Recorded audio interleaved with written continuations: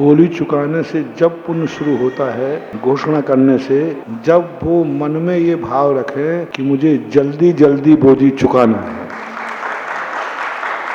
मान लीजिए कई बार बोली संकल्प करने से भी होता है, लेकिन संकल्प जब ही फलीभूत होता है जब उसी दिन, जिस दिन से संकल्प करे उसी दिन ये भाव आवे कि मुझे जल्दी से जल्दी चुकाना है। अब ऐसे में नहीं होगा कि बोली बोल दी, देने की शक्ति भी है, नहीं देना भी दे देंगे, कोई जरूरी थोड़ी है। यदि देने की शक्ति है तो वो देगा। और दूसरी बात है, सही नीति तो यही है, खेत में यदि कोई व्यक्ति घोषणा कर देवे कि इसमें मैं 2 क्विंटल गेहूं बोऊंगा, ऐसी घोषणा करके फिर चैत के माह में वो फसल काटने पहुंच जाए, कितने बोरा फसल आएगी?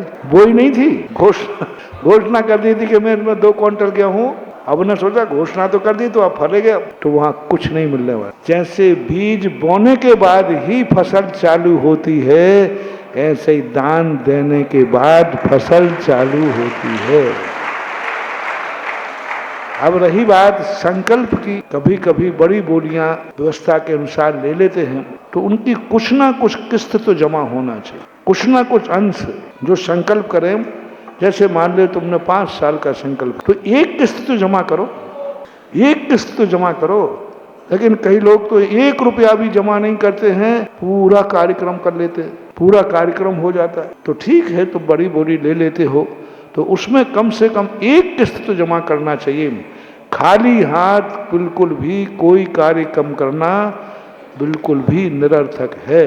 मेरा तो मानना है कि जब भी कोई बोली ले तो उसमें यदि संकल्प किया है तो पहली किस्त तो कार्यक्रम शुरू होने के पहले ही जमा होना चाहिए कि भाई देखो, मैंने 5 साल का नियम दिया था और मेरी इतने की बोली है, मैं 1 किस्त जमा करता हूँ, दूसरी साल में कर दे, तीसरी साल में कर दे। लेकिन अपन कुछ ही नहीं करें तो ये अच्छा नहीं होता, उससे फिर कोई भी पुण्य का बंध नहीं होता।